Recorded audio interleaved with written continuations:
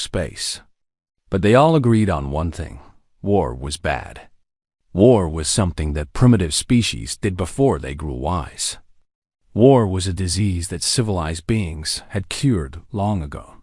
The great fleets of the Concorde were beautiful things. Their ships looked like crystals floating through the darkness.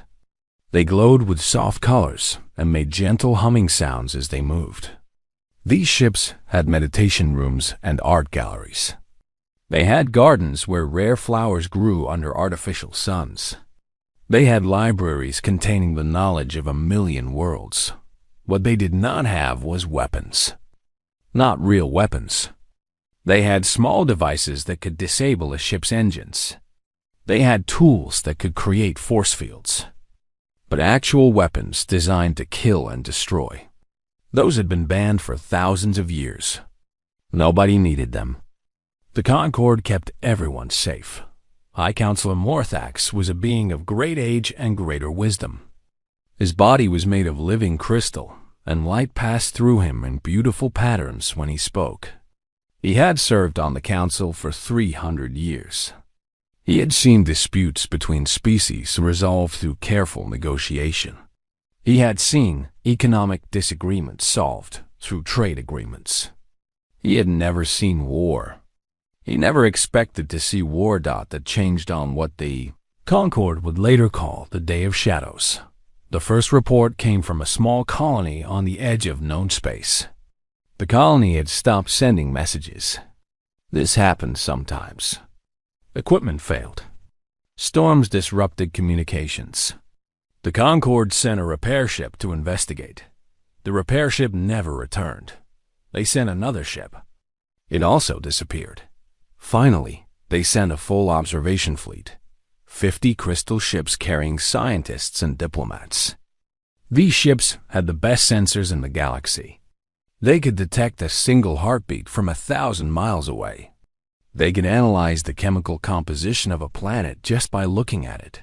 What they found made no sense. The colony was gone. Not destroyed. Not abandoned. Gone. The buildings were still there, but they were empty shells.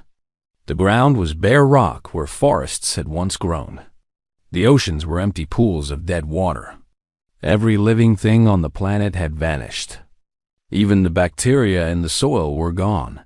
The scientists ran their tests again and again. The results were always the same. Something had come to this world and taken everything that lived. Plants, animals, people, all of them. Gone. Perhaps they evacuated, suggested one diplomat hopefully. There are no ship trails, replied the lead scientist. No evidence of departure. They did not leave. They were taken. Before anyone could respond, the sensors screamed a warning. Something was coming. Something big. The observation fleet tried to run. They were fast ships, designed to cross vast distances quickly. But the things that came out of the darkness were faster. The Concorde called them the Vethkai, a word that meant hunger that walks in one of the oldest languages. But the Vethkai had no name for themselves. Names were for beings that thought. The Vethkai did not think. They only consumed. Their ships were not built. They were grown. Massive things of flesh and bone and hatred, larger than moons, covered in eyes that saw in spectrums no other species could imagine. They moved through space like sharks through water, silent and inevitable. The observation fleet lasted 4 minutes. The Council received one final transmission before the screaming stopped. They're eating us. The ships. They're eating the ships whole. Send help. Send anyone. Send. Then nothing. Morthax called an emergency session of the Council. Representatives from all 1,200 species gathered in the Great Chamber, a room so large it had its own weather system. Clouds drifted between the pillars that held up its ceiling. Light filtered down from windows that showed different skies from different worlds. "We face a threat," Morthax announced. His crystal body pulsed with worried colors. A threat unlike anything in our recorded history. The representatives murmured among themselves. Threats were handled through diplomacy. Everyone knew this. "We will send ambassadors," declared Representative Yishina, a being that looked like a floating jellyfish made of silver threads. "We will negotiate. We will find common ground." "We tried," said Morthax. "We sent a diplomatic vessel with our best negotiators." The Vethkai did not respond to any communication attempt. They simply consumed the ship and everyone aboard. Silence fell over the chamber. Consumed. The word hung in the air like poison. "Then we will blockade them," suggested Representative Koth, a massive creature with 4 arms and skin like tree bark. "We will surround them and prevent them from spreading." "With what ships?" asked Morthax. "Our fleets are not designed for combat. They have no weapons."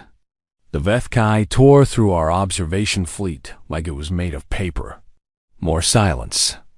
The representatives looked at each other with growing fear.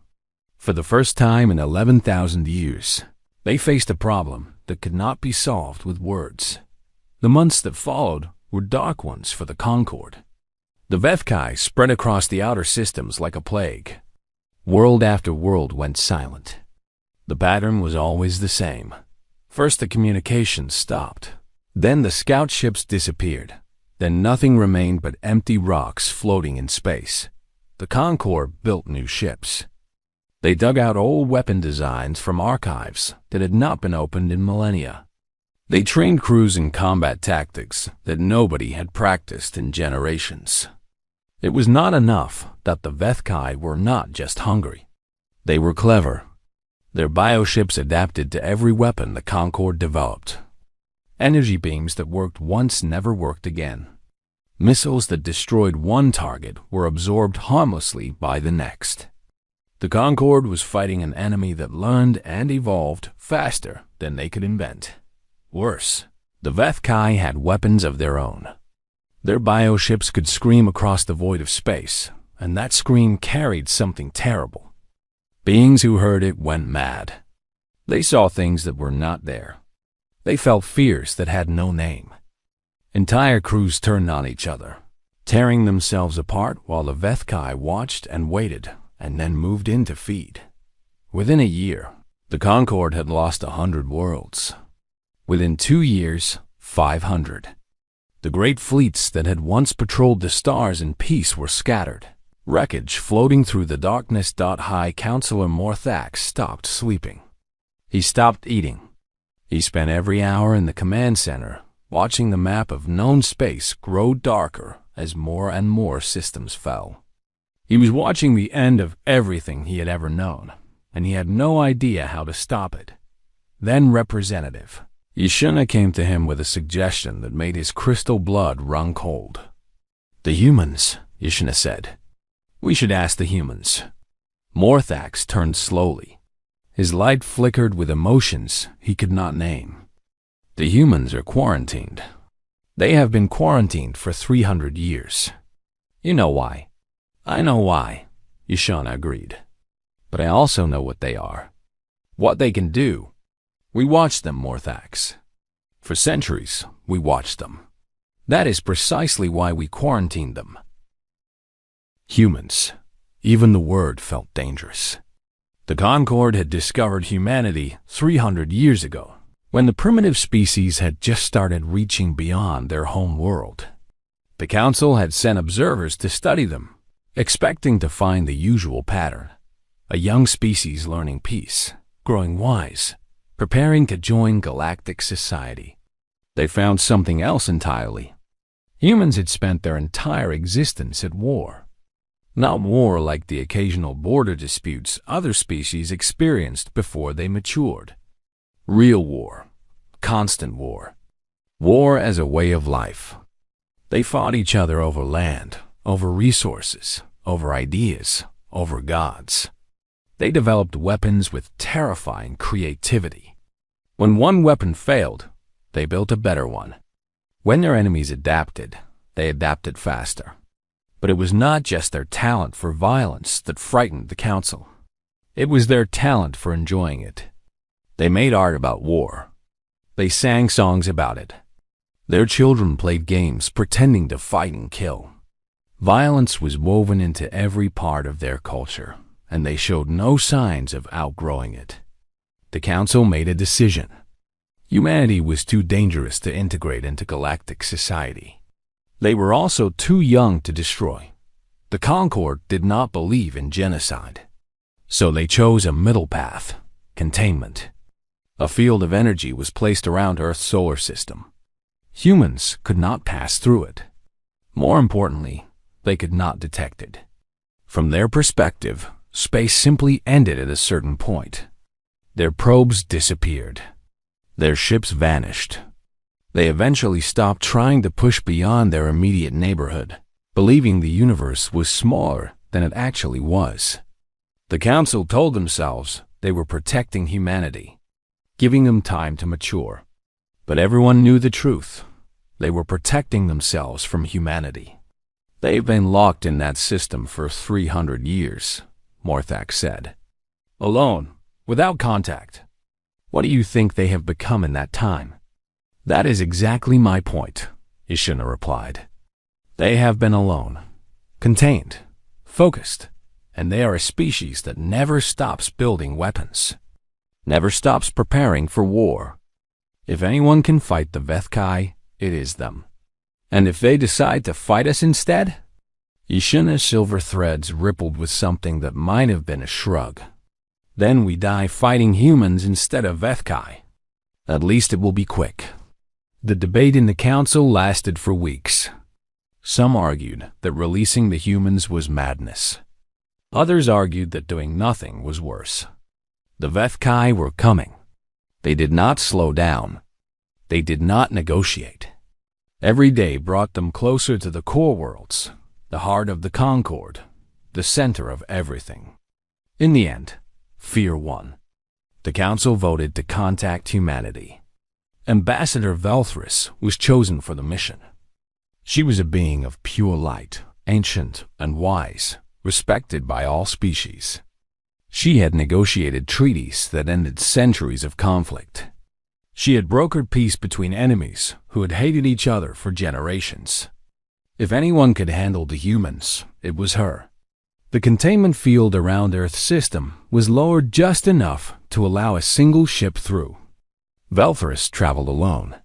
She wanted no escort, no protection. She would meet the humans as an equal, with respect and openness. She expected to find primitive people in simple ships. She expected gratitude for the attention of a superior species. She expected to explain the situation and receive humble offers of assistance. She was very, very wrong. When her ship entered the solar system, she was immediately surrounded. Massive shapes emerged from the darkness between planets. Ships unlike anything the Concord had ever built. They were ugly things. Black and angular, covered in weapons that her sensors could not identify, crewed by beings that showed no fear at all. A voice came through her communication system. It spoke in perfect galactic standard, the common language of the Concord.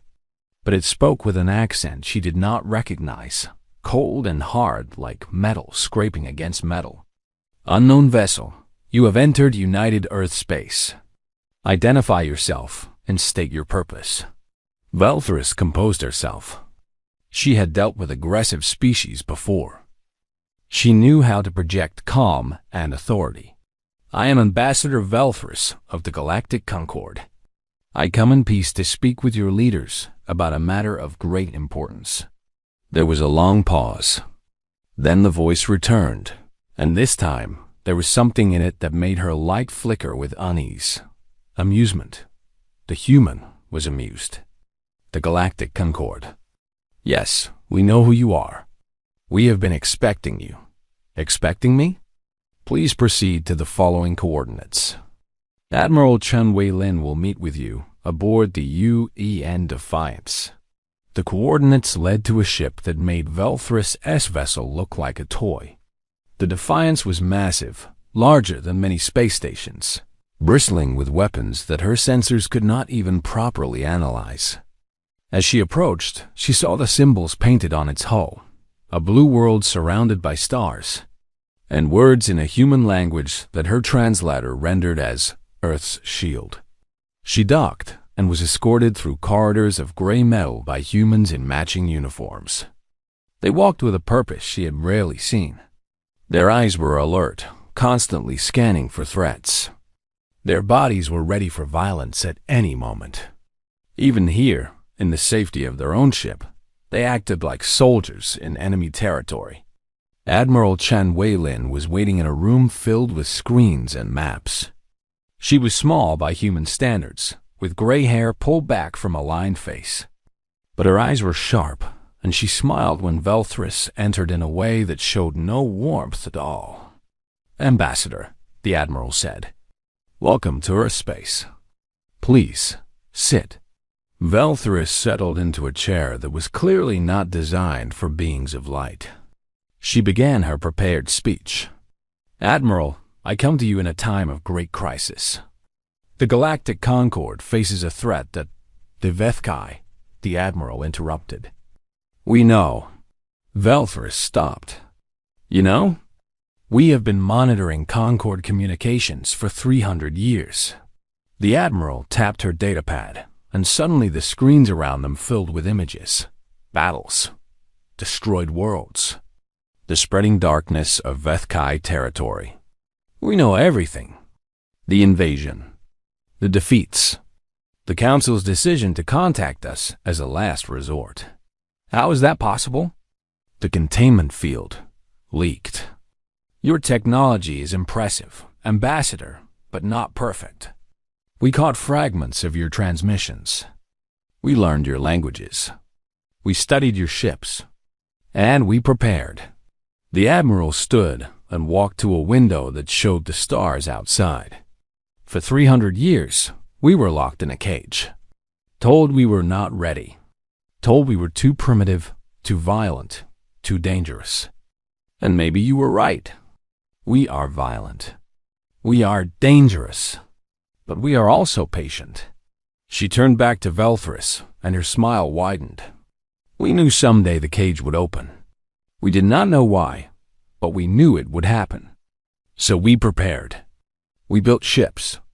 We developed weapons. We trained soldiers. And now here you are, asking for help. Because everything you built in 11,000 years cannot stop creatures that we would have been fighting since the first day we entered space if you had let us." Velthris tried to speak, but no words came. She had prepared for many possibilities. She had not prepared for this. "You want humanity's help?" Admiral Chun asked. "You will have it. But understand this, we will not be your servants. We will not follow your rules. We will fight this war our way, with our weapons and our tactics and our people. And when it is over," she leaned forward, and the light in her eyes was something Velthris had never seen before. Something ancient. Something hungry. "When it is over, we will talk about cages. We will talk about 300 years of imprisonment. We will talk about all the things the Concord decided we were too dangerous to know." Velthris wanted to argue, wanted to explain, wanted to justify the Council's decisions. But looking at the Admiral, looking at the ships outside the window, looking at the maps of prepared battle plans on the screens around her, she realized something terrible. The Concord had been right to fear humanity. They just had not been afraid enough. The news spread across the Concord like fire through dry grass. Humanity was coming. After 300 years of silence, the caged species was finally being released. Reactions varied. Some species felt hope. Perhaps these strange, violent beings could do what the Concord could not. Perhaps they could stop the Vethkai. Perhaps they could save everyone. Others felt fear. They remembered why humanity had been quarantined in the first place. They had seen the recordings of human history, the wars, the weapons, the endless capacity for destruction. Inviting humans to fight the Vethkai might be like inviting a hurricane to stop a flood. The immediate problem might be solved, but what came after could be even worse. Fleet Commander Yothan belonged to the second group. He was a tall being with blue skin and 3 eyes, born on a world of endless oceans. His people had given up violence so long ago that they no longer had words for most weapons. The idea of deliberate killing was almost impossible for them to understand. He had been assigned to observe the human fleet as it emerged from the quarantine zone. His ship, a serene thought, was positioned at a safe distance with orders to watch and report. The Council wanted to know exactly what humanity had built during their centuries of isolation. Lothan expected to see something primitive. Humans were young. They had been locked away from galactic technology. Surely their ships would be crude, their weapons simple, their numbers small. The containment field dropped at exactly the scheduled time. For a moment, nothing happened. Space remained empty and dark. Then the stars began to move. "What am I seeing?" Yothan asked, staring at his sensors. His aide, a younger officer named Keth, checked the readings twice before answering. His voice was shaking. "Ships, Commander." "Human ships. How many?" "I." Keth swallowed hard. "The sensors cannot count them all. They came through the breach like a river of steel." Warships of every size poured out of the quarantine zone in formations so precise they seemed choreographed. Small ships moved in swarms around larger vessels. Medium ships held formation with mathematical perfection. And behind them, emerging slowly like mountains rising from the sea, came the dreadnoughts. Yothan had seen the Concorde's largest ships. He had thought them impressive. But the human dreadnoughts made those vessels look like toys. Each one was miles long, bristling with weapons that his sensors could not identify. Painted in colors of black and gray that made them almost invisible against the darkness of space. "Ancestors preserve us," Keth whispered. "What have they been doing in there?" Yothan could not answer. He was too busy counting. His sensors had finally caught up with the numbers, and what they showed was impossible. 700 warships. Not counting the smaller support vessels. Not counting the transport ships. Not counting the specialized craft whose purposes he could not guess. 700 warships, each one designed from the ground up for a single purpose: destruction. The Concorde's entire fleet. Gathered from 1,000 worlds, numbered perhaps 200 combat-capable vessels. Most of those were converted merchant ships with hastily added weapons. None of them were truly built for war. Humanity had built 700 warships while locked in a cage, cut off from the galaxy, with only their own resources and their own determination. And Yothan suspected that these were only the ships they were willing to show. A communication request came through. Yothan accepted it with trembling hands. Admiral Chun Wei-Lin's face appeared on his screen. She looked exactly as the reports had described. Small, gray-haired, with eyes that missed nothing. "Fleet Commander Yothan," she said. "Thank you for coming to meet us. I hope our fleet does not alarm you." Yothan tried to find words. "Admiral, the size of your force. We did not expect. We have been preparing for a long time, Commander. And now we are ready to help. I trust the Council received our proposed battle plans?" Yes, they are being reviewed." The Admiral's smile did not reach her eyes. "Good. We move toward the Kessler system in 6 hours. The Vethkai have a major force gathering there. We intend to destroy it. 6 hours? But the Council has not approved, Commander." The Admiral's voice was patient but firm. "The Concorde asked for our help. We are giving it. We will destroy the Vethkai wherever we find them, using whatever methods we choose. The Council can approve or disapprove as they wish. It will not change our actions." The transmission ended. Yothan sat in his chair for a long moment, trying to process what he had seen and heard. "Commander?" Keth asked. What do we do? We follow them, Yathan said quietly. We watch. And we pray to our ancestors that we never give them a reason to turn those ships toward us.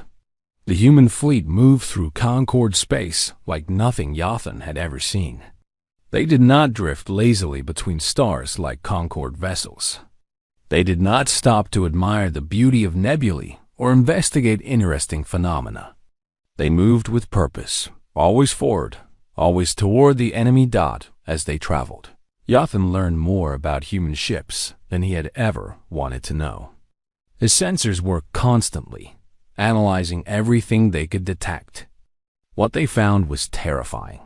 Human ships had no gardens, no meditation chambers, no art galleries. Every inch of space was dedicated to warfare. Their hulls were layered with armor so thick that Yathan's weapons would barely scratch the surface. Their engines burned fuel at rates that would bankrupt most species, all for the sake of speed and maneuverability. And the weapons. Oh, the weapons. Railguns that accelerated metal slugs to speeds approaching light itself. Missiles in numbers beyond counting, each one carrying warheads of terrifying variety. Energy weapons that burned in frequencies the Concorde had never explored. Point defense systems so dense that approaching them would be like flying into a wall of fire. But what disturbed Yathan most were the small ships. Every major vessel carried dozens of them, tiny craft barely large enough for a single pilot. The Concorde had abandoned crude combat vehicles thousands of years ago. The casualty rates were unacceptable. Automated drones could do the same job without risking lives. Humans apparently disagreed. They filled those tiny ships with their own people, sent them into combat knowing many would die, and called it acceptable. Why do they do it? Keth asked one evening. Why risk their own people when machines could fight instead? Yathan had wondered the same thing. He had found an answer in the human records they had shared, but he was not sure Keth would understand it. Humans believe there is value in personal sacrifice, he said slowly. They believe that sending a machine to fight shows less commitment than sending themselves. It is a matter of honor, I think. Though I am not sure the word means the same thing to them as it does to us. That's insane. Perhaps. But look at their fleet, Keth. Look at what they have built. Insane or not, they are effective. The Kessler system appeared on their sensors 3 days later. It had once been home to 3 inhabited worlds, each one beautiful in its own way. Now it was a graveyard. The Vethkai had stripped it clean, leaving nothing but bare rock and empty space. But they had not left. A major Vethkai force had gathered there, perhaps waiting for reinforcements, perhaps preparing for the next wave of attacks.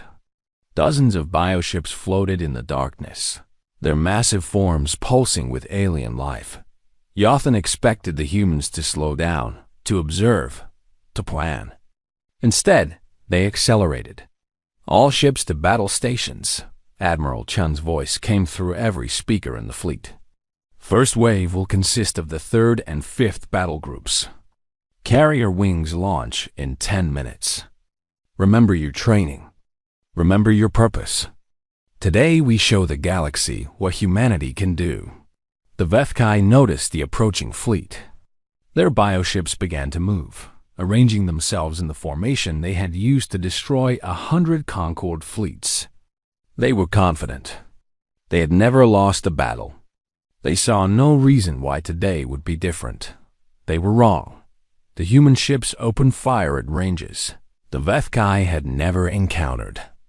Railgun slugs crossed the distance between the fleets in heartbeats, striking the nearest bioships with the force of small moons.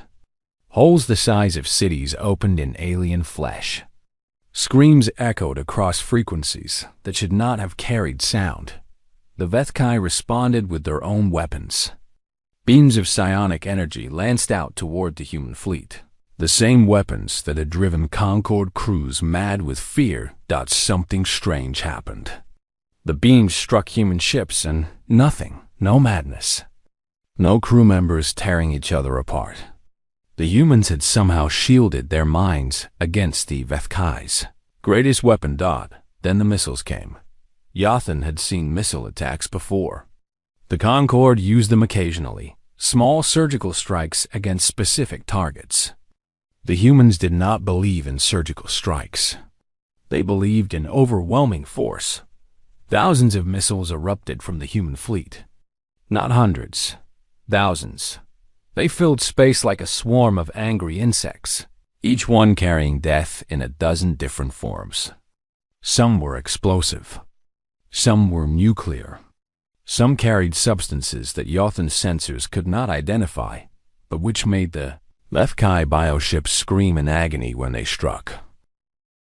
The battle lasted 19 hours.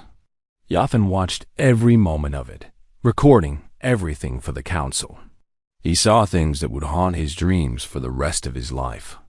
He saw human fighters diving into clouds of Vethkai defenders, destroying enemies 3 times their size through nothing but skill and courage. He saw human ships deliberately ramming wounded bioships, their crews dying to ensure their enemies died with them. He saw the Vethkai retreat for the first time in 4 billion years, their remaining ships fleeing into the darkness while human vessels hunted them down one by one. When it was over, the Kessler system was littered with the corpses of Vethkai bioships. Not a single one had escaped. The human fleet had lost 43 ships and over 12,000 lives, but they had won. Completely, totally, without question. Admiral Chun's voice came through the communications channel, broadcast on every frequency for the entire galaxy to hear. This is Admiral Chun Wei-Lin of the United Earth Navy. The Vethkai force in the Kessler system has been destroyed. We are proceeding to the next target. Any Concorde vessels in the area are welcome to observe, but stay out of our way. The line is held. Send more. Yathan sat in silence as his ship drifted among the wreckage. Around him, the human fleet was already reforming, already preparing to move, already hunting for the next battle. They did not stop to mourn their dead. They did not pause to celebrate their victory. They simply moved on to the next fight. "Commander," Kef said quietly, "I think I understand now why the Council was afraid of them." Yathan nodded slowly. "Yes, but I think the Council was afraid of the wrong thing." "What do you mean?" "They were afraid humans would conquer us, enslave us, use their violence against us." Yathan watched as a human carrier recovered its surviving fighters, already preparing them for the next battle. "But that is not what I see. I see a species that has found something worthy of their violence, something that deserves to be destroyed." He turned to look at Keth, and his 3 eyes were filled with an emotion he had never felt before. It took him a moment to recognize it as hope. "I think the Council's mistake was not keeping them locked away. The mistake was not releasing them sooner. If the humans had been free 3 years ago, the Vethkai might never have become a threat at all." The human fleet jumped to faster than light, speed vanishing from the system in pursuit of their enemy. Behind them, they left a message written in the corpses of monsters. Humanity had arrived, and the galaxy would never be the same. Across 1,000 worlds, beings who had never known hope began to feel something change. The darkness was not unstoppable. The Vethkai could be beaten. Someone had finally stood up and said, "No more." That someone was humanity, and they were just getting started. In his office aboard the Defiance, Admiral Chun reviewed the battle reports. The losses were acceptable. The tactics had worked. The enemy had shown weaknesses they could exploit. She allowed herself a small smile. 300 years of preparation. 300 years of waiting, building, training. 300 years locked in a cage while the galaxy ignored them and feared them in equal measure. Now the cage was open. Now humanity had a purpose. And Chun knew with absolute certainty that they would not stop until the Vethkai were nothing but a memory. She pressed a button on her desk, opening a channel to the fleet.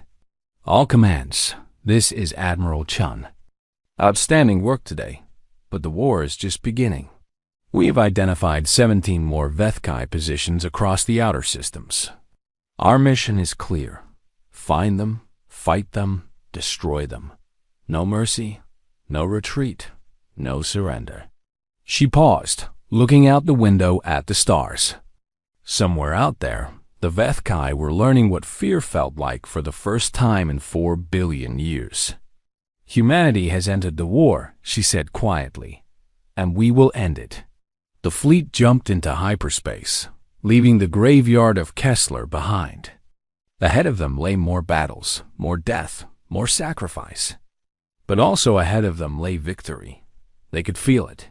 They had been born for this, trained for this, waiting for this their entire existence as a species.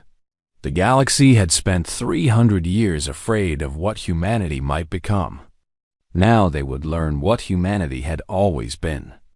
Admiral James Okonkwo had been a soldier for 37 years.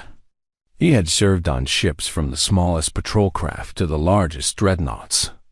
He had trained for combat his entire adult life, studying battles that had happened before he was born and planning for battles that might never come. Now he finally had his war. He stood on the bridge of the UN Thermopylae, flagship of the 3rd Battle Group. Around him, his crew moved with calm efficiency, checking systems and monitoring sensors. They were good people, trained, ready. Some of them would die today. Okonkwo accepted this the way he accepted the stars and the darkness. It was simply part of the universe. Admiral, his tactical officer, reported. Vethkai fleet detected at the edge of the system. Approximately 170 bioships, including 3 high vessels. Okonkwo nodded. High vessels were the largest Vethkai ships, massive things that served as mobile command centers for their mindless fleets. Destroying them would cripple the enemy's coordination. Of course, they were also the most heavily defended targets in the system. How many ships do we have? He asked. 63 combat vessels, sir, plus fighter wings and support craft. The numbers were bad. The Vethkai outnumbered them almost 3 to 1. In any normal battle, this would be cause for retreat. The Concord had established long ago that engaging a superior force was foolish. Okonkwo smiled. Then it's a fair fight. All ships to battle stations.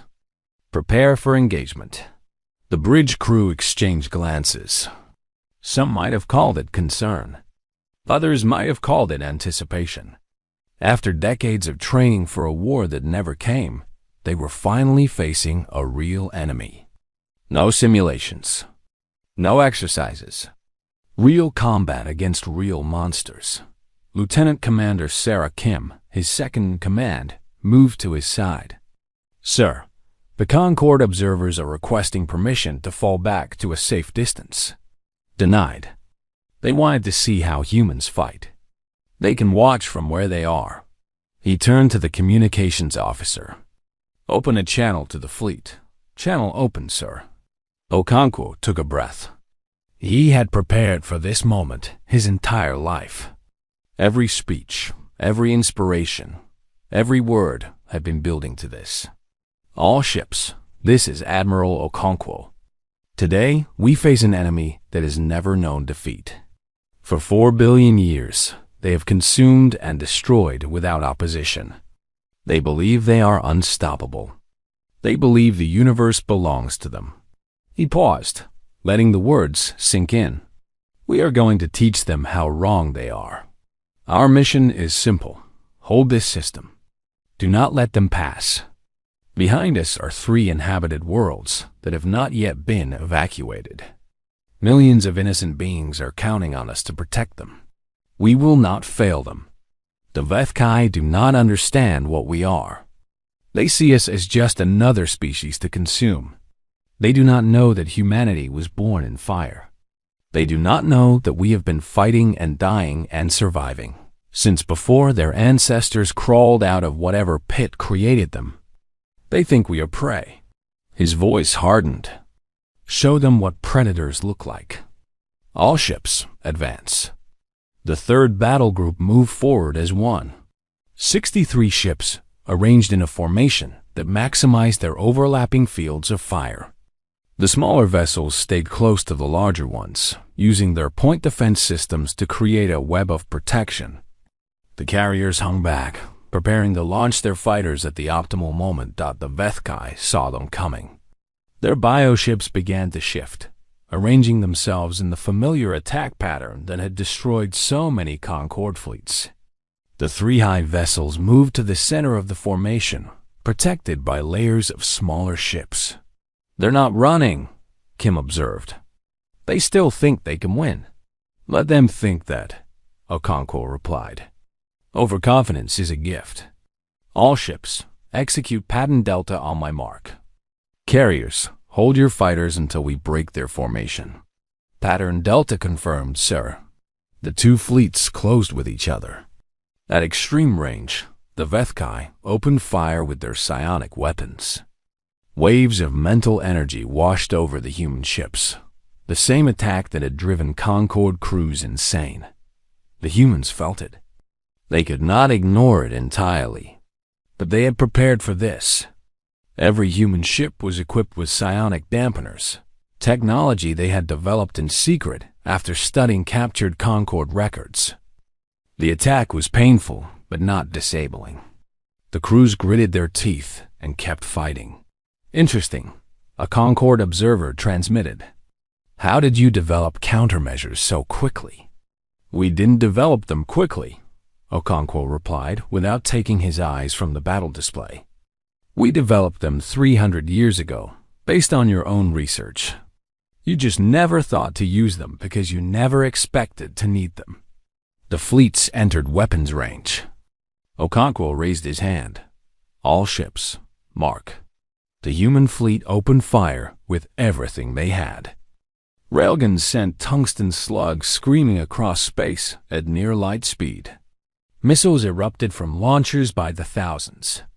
Energy weapons painted the darkness with killing light. The Vethkai formation shattered. Ships that had never known damage found themselves torn apart by forces they could not comprehend. Their adaptive armor, which had stopped every Concord weapon, could not handle the sheer variety of human attacks. Every weapon used different principles. Every missile carried a different payload.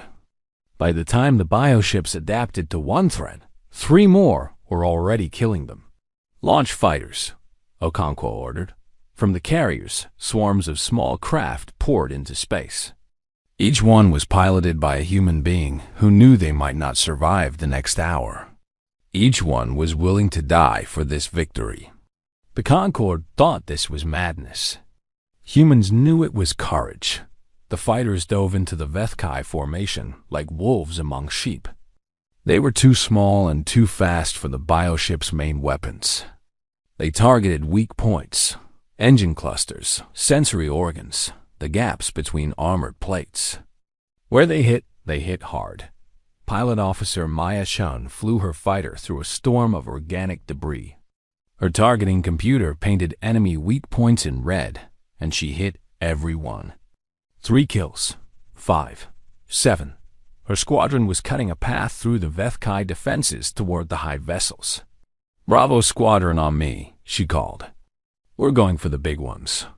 "Copy that, Bravo lead. What's the plan?" Maya grinned behind her helmet. "Get close. Shoot the soft parts. Don't die. Simple." "I like it." The squadron dove toward the nearest high vessel. It was massive, larger than some moons, covered in eyes and weapons and things that Maya could not identify. Its defenses were formidable, shooting down 2 of her pilots before they even got close.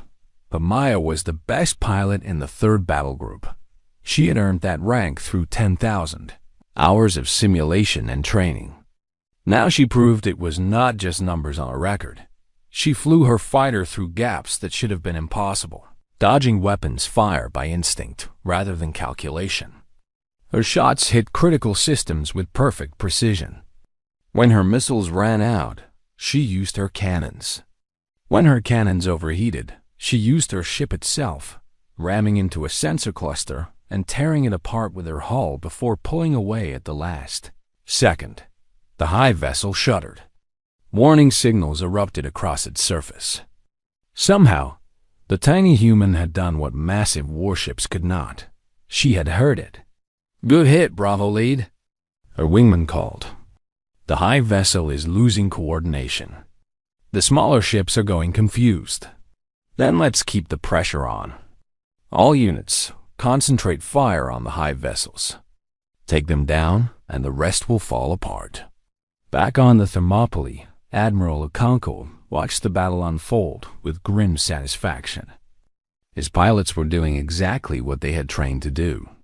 His ships were holding their formations. The Vethkai were dying in numbers they had never experienced. But it was not enough.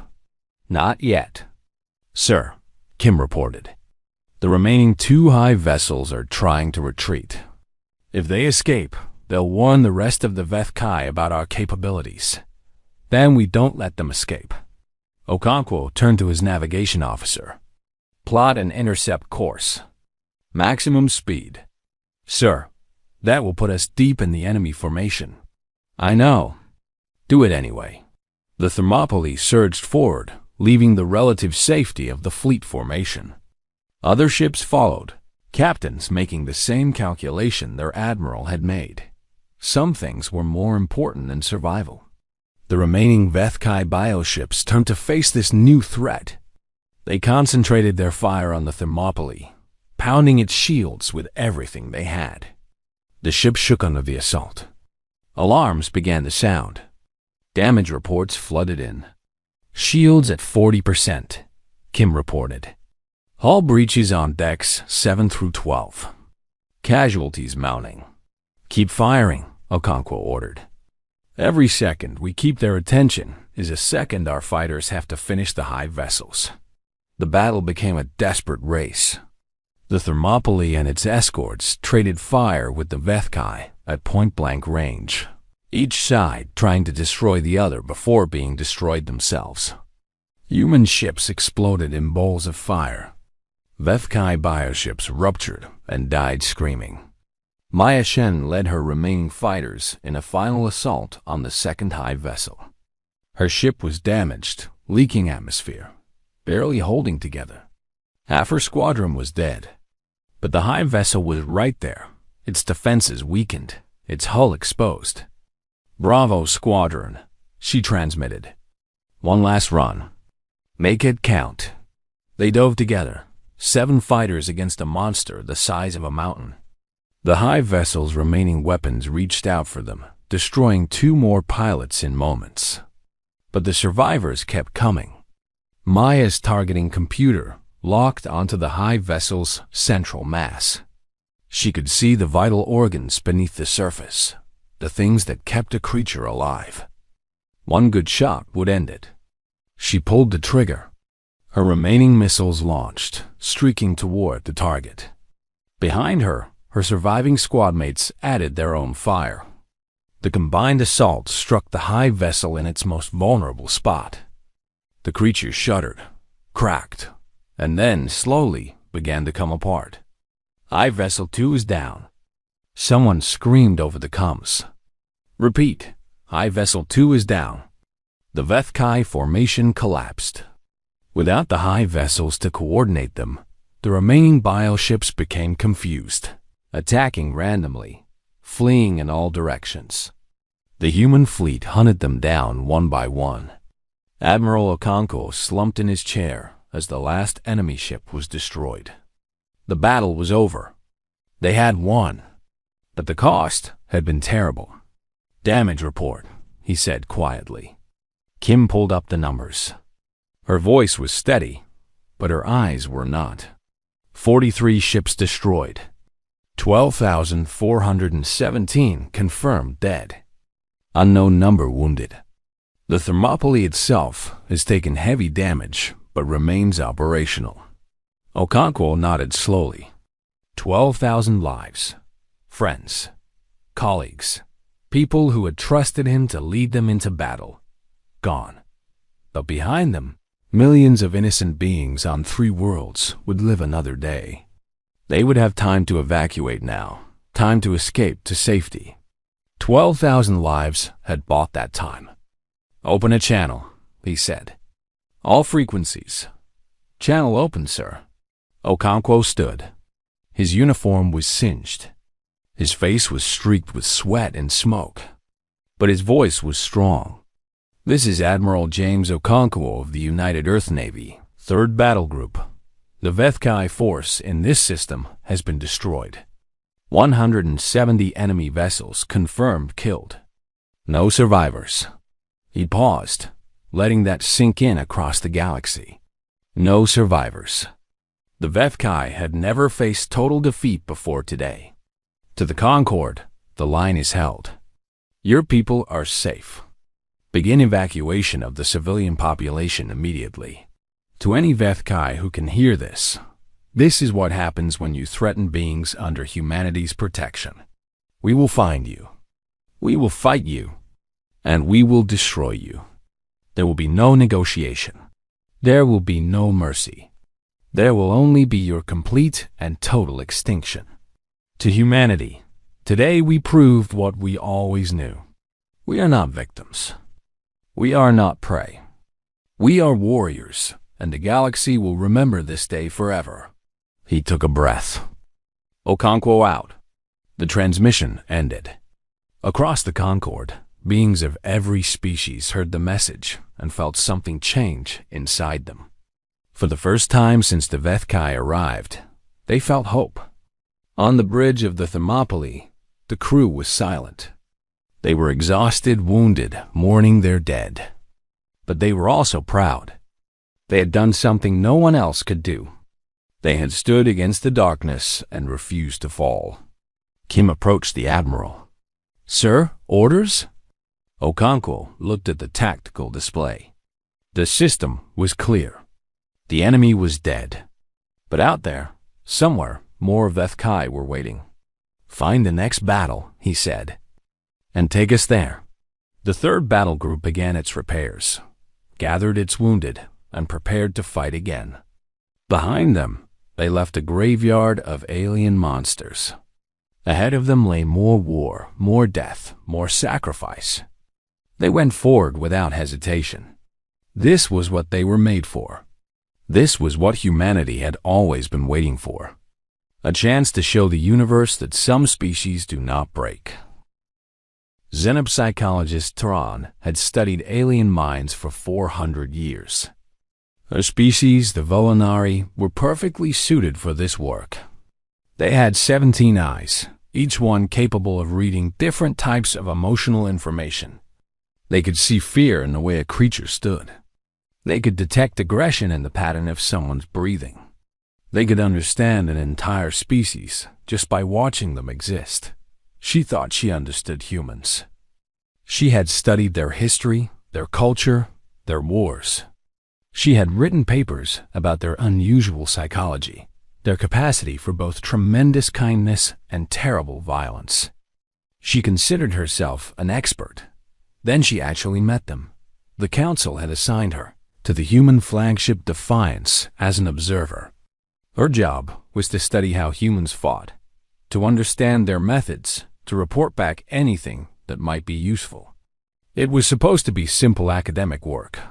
Nothing about it was simple. Her first shock came when she boarded the ship. Concord vessels were calm, quiet places. Soft lights. Gentle sounds. Spaces designed to promote peace and meditation. The Defiance was the opposite. It hummed with energy. Crew members moved through the corridors at quick paces, always going somewhere, always doing something. The lights were harsh. The sounds were loud. The entire ship felt like a weapon waiting to be fired. Her second shock came when she attended a briefing. Admiral Chun stood at the front of the room, surrounded by holographic displays showing enemy positions. Her officers sat in rows before her, taking notes, asking questions, planning how to kill. The Vethkai have established a major presence in the Korath cluster, Chine explained. Intelligence suggests they're building some kind of spawning facility there. If we let them complete it, they'll be able to produce new bioships faster than we can destroy them. What's the plan, Admiral? Asked the young captain with scars on his face. We're going to hit them hard and fast. 4th and 7th fleets will draw their main force away from the cluster. Once they're committed, 1st Fleet will drop in behind them and destroy the spawning facility. What about casualties? Chen's expression did not change. Expected losses are around 15%. Command has approved this as acceptable. 15%. Tron did a quick calculation. 1st Fleet had over 100 ships. 15% meant 15 ships, thousands of lives. And the humans called this acceptable. She raised her hand before she could stop herself. Admiral Chun, I have a question. Chun looked at her with those cold, measuring eyes. Go ahead, observer. You speak of losing 15% of your forces as if it is nothing. Do you not mourn? Do you not feel the loss of so many lives? The room went quiet. The human officers exchanged glances that Tron could not read. Chun's voice was soft when she replied. Of course, we feel it. Every death hurts. Every name on the casualty list is someone's child, someone's friend, someone's loved one. She paused. But we also know that some things are worth dying for. Those spawning facilities will kill millions of innocents if we let them survive. Our people will die so that others might live. There is no greater honor. Tron wanted to argue. Her species had given up violence so long ago that the very idea of dying for a cause was foreign to her. But looking at the faces around her, she saw no doubt. No fear. Only determination. You truly believe this, she said. We know this, Chun replied. It is who we are. Now, if there are no more questions, let's discuss the tactical details. The meeting continued. Tron watched and listened, her 17 eyes recording everything. She was beginning to understand something about humans that her papers had never captured. They were not violent because they enjoyed it. They were not aggressive because they could not control themselves. They had simply made peace with a truth that other species could not accept. Sometimes violence was necessary. Sometimes death was the only answer. And when that time came, humans did not hesitate. She saw this truth play out in the battles that followed. The 4th and 7th fleets engaged the Vethkai main force exactly as planned. It was a brutal fight, lasting 3 days, with neither side willing to give ground. The humans lost ships. They lost people, but they held the enemy in place while 1st Fleet maneuvered into position. When 1st Fleet struck the spawning facility, Tron was aboard a support vessel watching the battle unfold. What she saw changed her understanding of warfare forever. Human Marines boarded the facility directly. Thousands of soldiers in armored suits, carrying weapons of every description, storming into the heart of enemy territory. The Vethkai defenders outnumbered them badly. The fighting was desperate. Close-quarters combat in twisting corridors filled with alien horrors. The humans did not slow down. They did not retreat. They pushed forward through everything the Vethkai threw at them, killing and dying in equal measure, never stopping until they reached their objective. Tron watched through a remote camera as a squad of Marines encountered a Vethkai Guardian, a massive creature designed for nothing but killing. It was 3 times the size of the largest human, covered in natural armor. Equipped with blades and teeth that could cut through steel, the squad leader, a woman named Sergeant Major Torres, did not hesitate. She ordered her squad to spread out and engage the creature herself, drawing its attention while her people flanked it. The Guardian struck her with one of its blades, cutting deep into her side. She fell, bleeding badly, but she did not die. Instead, She grabbed a grenade from her belt, pulled the pin, and shoved it into the creature's wound before it could finish her. The explosion killed the Guardian and badly wounded Torres. Her squad finished clearing the room. One of them ran to help her, applying medical treatment while the others provided cover. "Sergeant Major," the medic said, "you need to get to the evacuation point. This wound is serious." Torres shook her head. She was pale, sweating, clearly in tremendous pain. But her voice was steady. "Not until the mission is complete. Keep moving." She stood up on shaking legs and led her squad forward. They reached the core of the spawning facility 20 minutes later. Torres was barely conscious by then, held up by two of her soldiers. But she was there when they planted the charges. She was there when they detonated them. She was there when the spawning facility died. Tron watched all of this with growing disbelief. Her species would never behave this way. They could not imagine pushing through such pain, such injury, such certainty of death. They would have retreated, regrouped, found another way. Humans did not seem to understand the concept of another way. Later, she interviewed Torres in the ship's medical bay. The sergeant major was recovering, her wound sealed and healing, but she would carry the scar for the rest of her life. "Can I ask you something?" Tron said. "Sure." Torres's voice was tired but calm. "When you attacked that Guardian, you must have known you might die. Why did you not run? Why did you not let your soldiers handle it while you commanded from safety?" Torres laughed. It was not a mocking laugh, but genuine amusement. "You really don't understand us, do you?" "I'm trying to understand." "Okay." Torres shifted in her bed, wincing at the movement. "Here's the thing about humans. We don't ask our people to do anything we won't do ourselves. Officers lead from the front.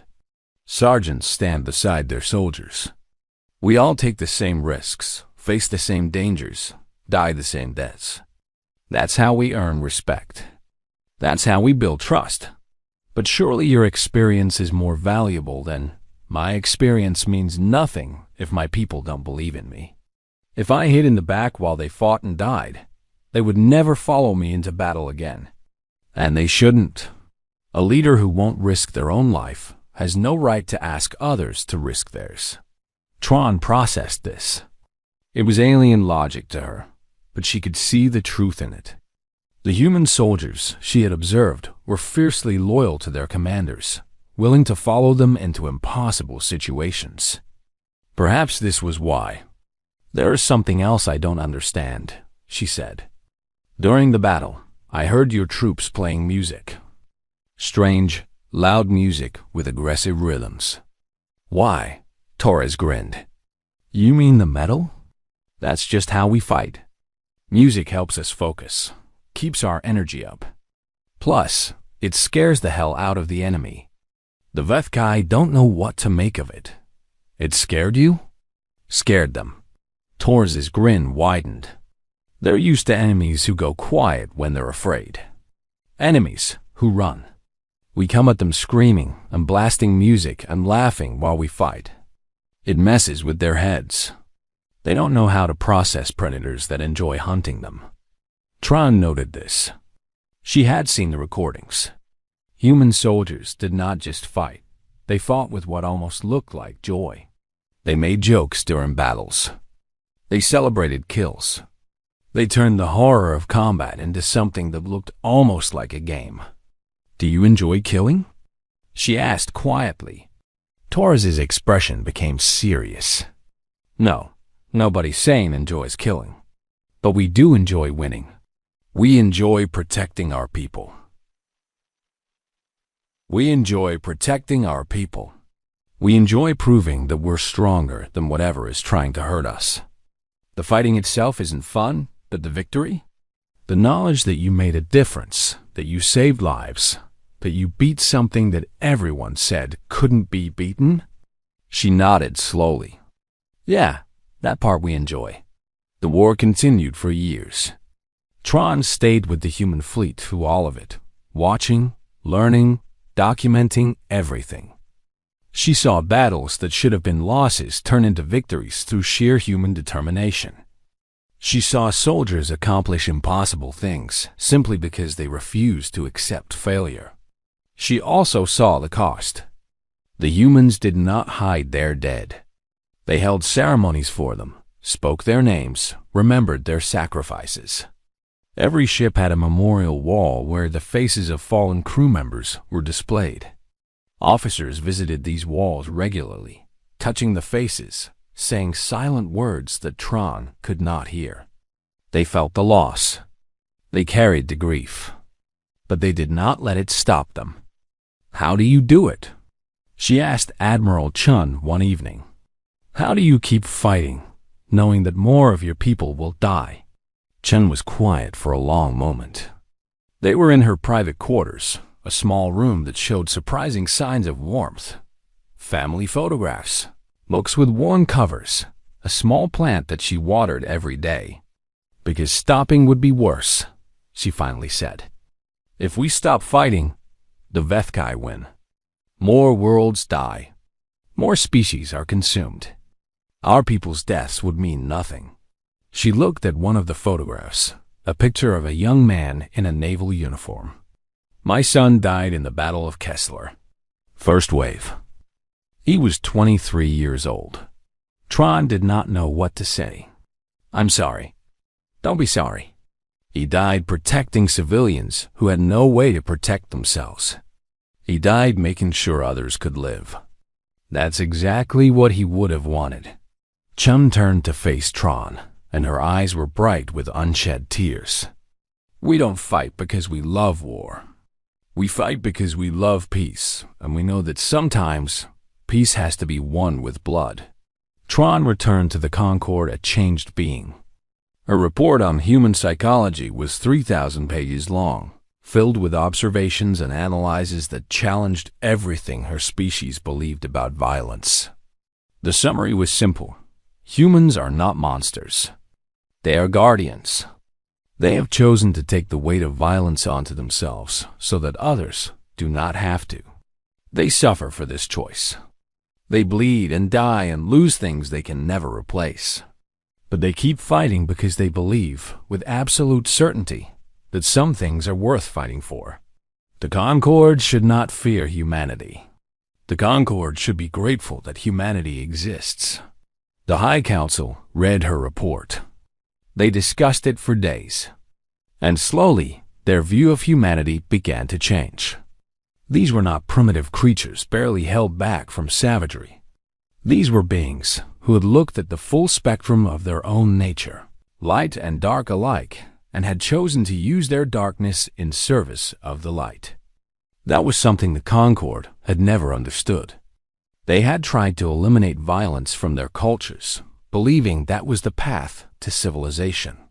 Humans had taken another path. They had kept their violence, trained it, pointed it at things that deserved to be destroyed.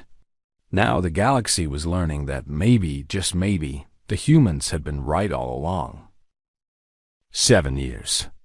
7 long, bloody, terrible years. The war against the Vethkai had stretched across the galaxy, touching every corner of known space. Worlds that had never known conflict learned what it meant to live in fear. Species that had forgotten the meaning of weapons learned to pray for salvation. And humanity delivered. They had fought battle after battle, losing thousands of ships and millions of lives. They had pushed the Vethkai back from the core worlds, then from the mid-rim systems, then from the outer territories. Every victory came at a terrible cost. Every step forward was paid for in blood, but they never stopped. They never slowed down. They never asked if the price was too high. Admiral Chun Wei-Lin stood on the observation deck of the Defiance, watching the stars drift past. She was older now, her gray hair turned white, her face lined with years of stress and grief. She had lost friends in this war.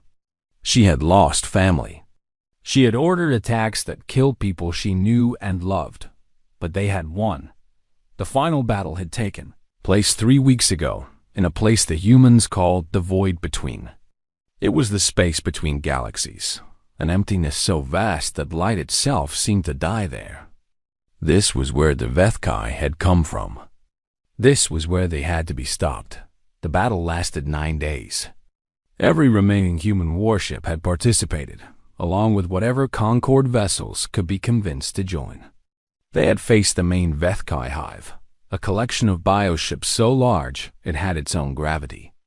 Billions of years of consumption, of growth, of evolution, all gathered in one place. It was the largest battle in galactic history. Ships died by the hundreds. The void burned with the fire of destroyed vessels. For a while, it looked like even humanity might not be enough. Then Admiral Chun ordered the deployment of the Sunbreakers. Nobody outside the human military knew what the Sunbreakers were. The technology was classified at the highest level, developed in secret during the 300 years of quarantine. They were weapons designed for one purpose: to close the dimensional gateway that the Vethkai used to travel between galaxies.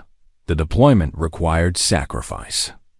A squadron of volunteers flying specially modified ships into the heart of the Vethkai formation. They knew they would not survive. They went anyway. Commander David Okonkwo, son of the famous Admiral James Okonkwo, who had died 2 years earlier at the Battle of Crimson Reach, led the squadron.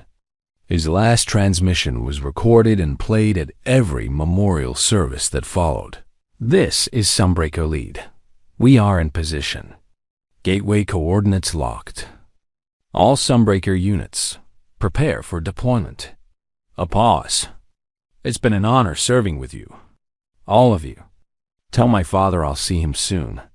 Sunbreaker Lead, engaging. The gateway collapsed. The dimensional rift that had allowed the Vethkai to enter this galaxy sealed shut forever. The remaining hive, cut off from its source of reinforcement and renewal, was destroyed in the hours that followed. The Vethkai were extinct.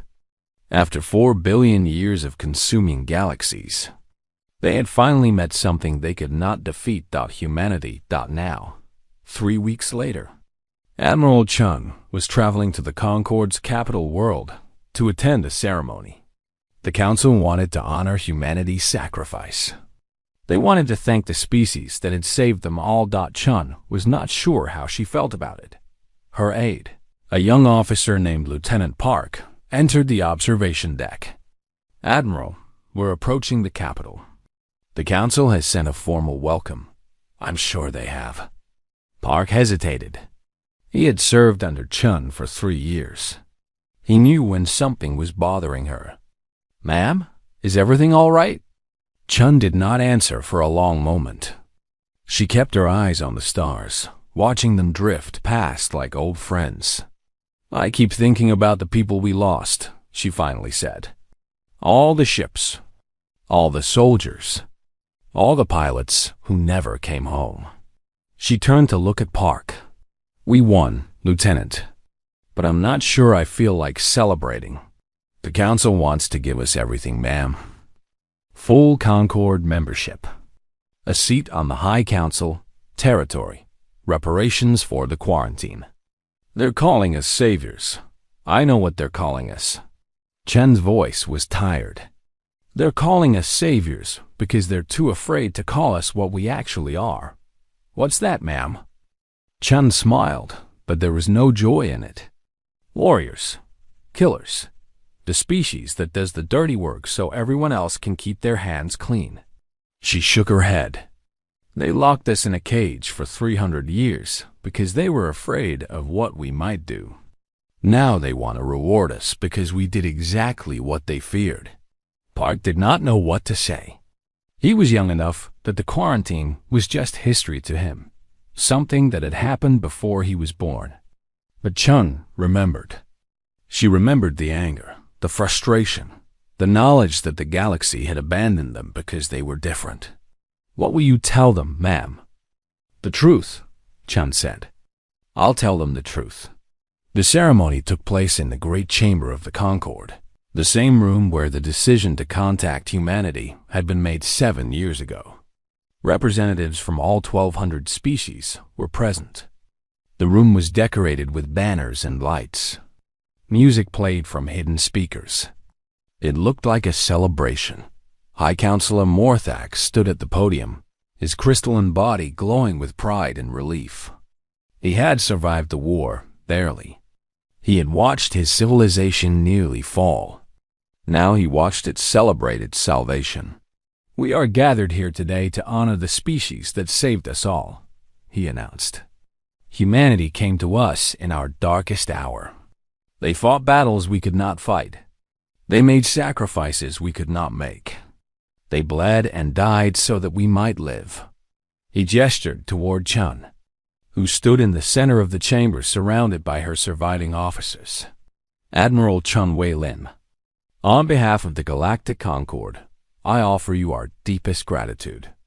And I offer humanity everything we have to give. Full membership in the Concord, a permanent seat on the High Council, and sovereignty over any unclaimed territories you wish to settle. You have earned this and more." The chamber erupted in applause. Beings of every shape and size clapped, stomped, and made whatever sounds indicated approval in their cultures. The noise was tremendous. Chun waited for it to die down. Then she stepped forward. "Thank you, High Counselor. The Concord's gratitude is appreciated." She paused, looking around the chamber at all the alien faces watching her. "But I must respectfully decline your offer." The silence that followed was absolute. Morthax's light flickered with confusion. "Decline? I don't understand. Humanity does not want membership in the Concord. We do not want a seat on your council. We do not want your territory or your reparations." Chun's voice was calm but firm. "What we want is to be left alone to do what we do best, protect. But surely you deserve recognition, reward. After everything you have sacrificed, we sacrificed because it was right, not because we expected payment." Chun stepped closer to the podium, her eyes meeting Morthax. "You locked us away for 300 years because you were afraid of what we might become. You weren't wrong to be afraid, but you were wrong about why." She turned to address the entire chamber. "You feared we would conquer you, enslave you, do to you what the Vethkai did. That was never our intention. We build weapons because we know better than any species alive how quickly peace can shatter. We train for war because we've seen what happens to those who don't. We prepare for the worst because we've lived the worst. Again and again, throughout our history."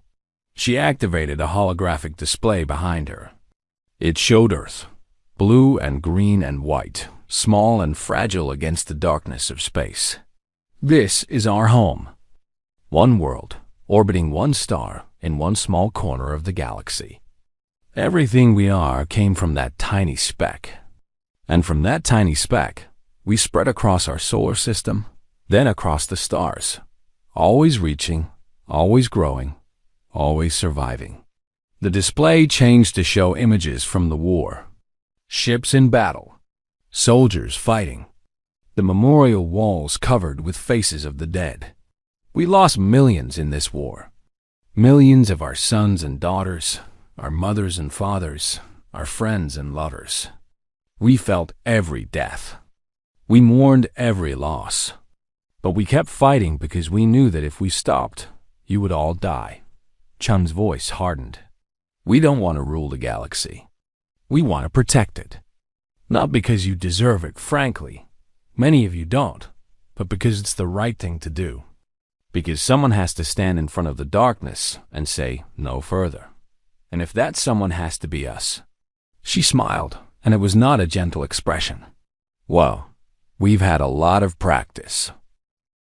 The chamber was silent. Chun let the silence stretch, then continued. "Here is what humanity proposes. No seat on the council, no political power, no territory beyond our original system. In exchange, we will serve as the galaxy's shield, independent, uncompromising, eternally vigilant." She met Morthax's eyes again. The Vethkai were not the only danger in the universe. They were just the first to find you. There are things out there in the dark that make the Vethkai look like children. Humanity knows this because we have spent 300 years listening, watching, preparing. We know what's coming, and when it comes, we will be ready. Morthax was silent for a long moment. Then, slowly, he nodded. The Concord accepts humanity's terms. You will be our shield, and we will support you in whatever way you require. Chun nodded in return. Then we have an agreement. The ceremony continued, but the tone had changed. This was not a celebration anymore. It was something else, an acknowledgement that the universe was dangerous, and that someone had to stand between the danger and the innocent. Humanity had accepted that role willingly. In the months that followed, the galaxy settled into an uneasy peace. The Vethkai were gone, but the scars of their invasion remained. Worlds needed rebuilding. Refugees needed homes. The Concord had work to do. Humanity went back to preparing. They expanded their shipyards. They improved their weapons. They trained new soldiers to replace the ones they had lost. They watched the edges of known space with sensors that could detect threats light years away. And in the deepest voids, in the spaces between galaxies where things older and darker than the Vethkai stirred in endless hunger, something ancient became aware of what had happened. The Vethkai had been its children. Not its only children, but its favorites. It had sent them to consume, to grow, to prepare the way for its own arrival. They had never failed before. Now they were gone, destroyed by something small, something insignificant, something that should not have been able to resist. The ancient thing reached out with its vast consciousness, touching the edges of the galaxy where its children had died. It tasted the residue of battle, the echoes of violence, the strange energy signatures of weapons that should not exist. It asked its remaining servants what had happened. Humans, they whispered back. The galaxy has humans now. The ancient thing considered this. It had consumed countless galaxies over billions of years. It had faced resistance before, brief flickers of defiance that were always crushed. Nothing had ever truly threatened it. But the Vethkai were gone, completely, every last one of them. And the things that had killed them were still out there, watching, waiting, preparing for the next battle. For the first time in eternity, the darkness hesitated.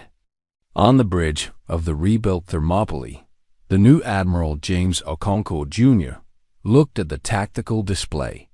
His sensors had detected something at the edge of known space. Something big. Something that made his instincts scream danger.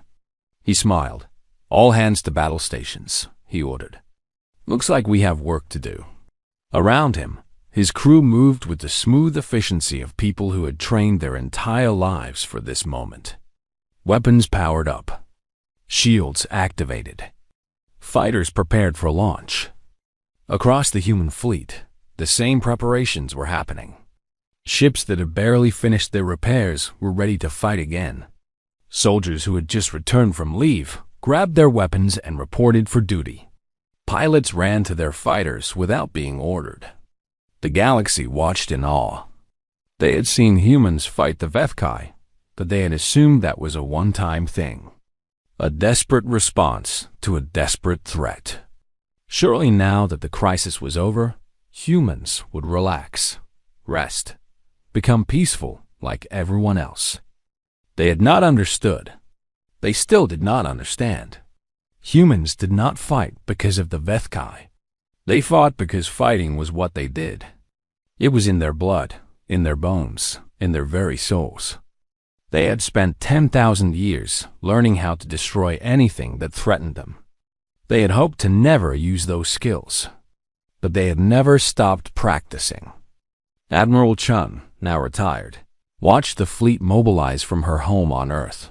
She sat in a chair by the window, looking up at the night sky where human ships were gathering like stars preparing for battle. Her granddaughter, a young woman who had just been accepted to the Naval Academy, sat beside her.